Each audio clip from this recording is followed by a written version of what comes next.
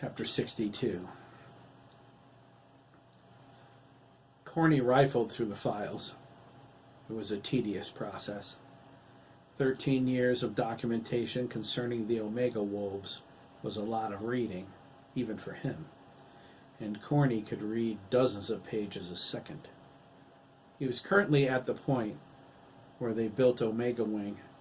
After that, the Wolf Boys records were next, and the files that belonged to Dr. Wainwright. He intended to get to them too, only later.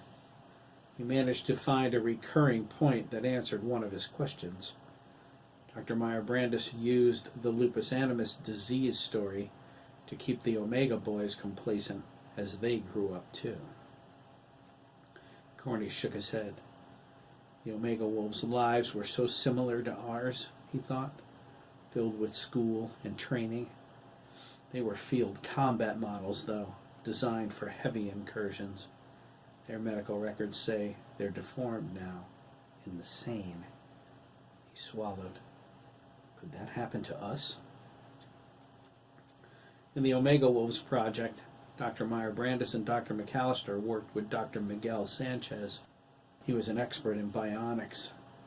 Female agents were offered a promotion to volunteer as surrogate mothers.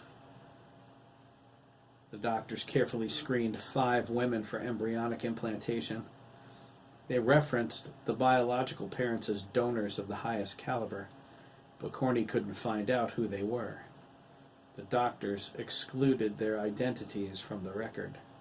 The first 2 Omega Wolves, Thomas and William, were born hours apart from each other. In the days that followed, Derek, Michael, and Nathan arrived. Tom ordered the surrogates sanctioned. He would not allow witnesses. Dr. Suarez administered each a lethal injection. Was the same done to our birth mothers? Corny wondered. Dr. Suarez began bionic implantation immediately.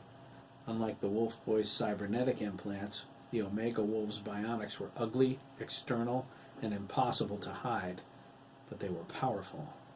As field combat models, the Omega Wolves were designed to take out troops, tanks, and artillery. When they turned 10 years old, Tom ordered the subterfuge dropped. They told the Omegas they found a cure. In exchange for their health, they would serve the government as combat soldiers in a special team arranged by the agency. Tom called it his regime change unit. The Omegas readily agreed. They were freed of the lupus animus lie and prepared for advanced combat training. Dr. Suarez thought Tom was rushing things, but Dr. Meyer-Brandis disagreed. The Omegas continued to surpass every benchmark, her notes said. We must challenge them, or they'll stagnate. Further notations remarked how fierce the Omega Wolves were. In the months that followed, dissent grew in their ranks. Discipline became an issue. Thomas argued with everyone about everything. Billy picked fights with his brothers at the drop of a hat. Derek dropped out of training altogether. He refused to come out of his quarters except for meals. He wadded up bundles of toilet paper, soaked them with water, and covered his room's security camera. When confronted, he refused to explain his motives. Dr. Meyer-Brandis ordered him to stop. Derek ignored her. Her logs referred to taking further action, but curiously, they stopped there. There were no other entries for 5 months until... Personal log, year 13. Dr. Carolyn Meyer-Brandis, March 16th. We lost Billy today. He's joined the others in the lab, sedated. Tom keeps calling from D.C., demanding to know what went wrong. He's furious.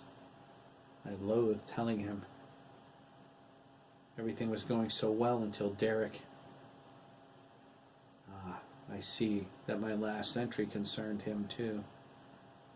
I need to update this log. I haven't had time. Where do I begin?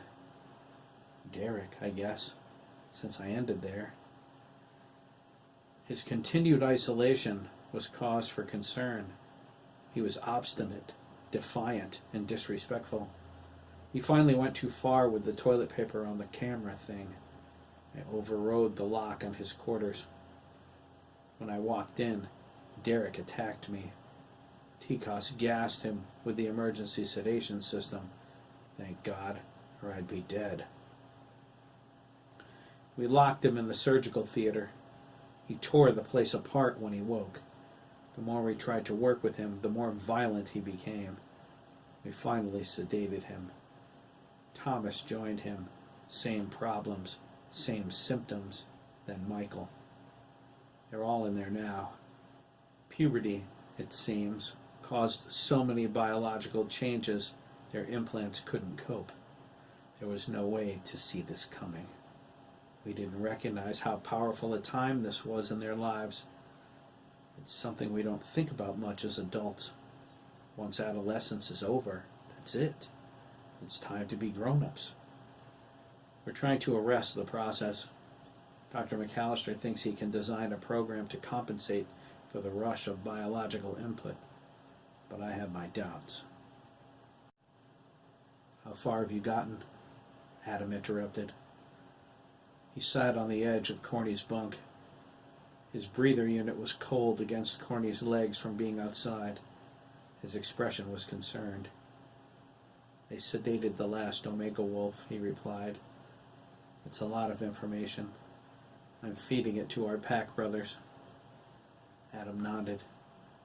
You should leave it alone for now. Corny crossed his arms, lowering his voice so the Marines wouldn't hear. You've read it all, he asked. I have, Adam replied. Is it that bad?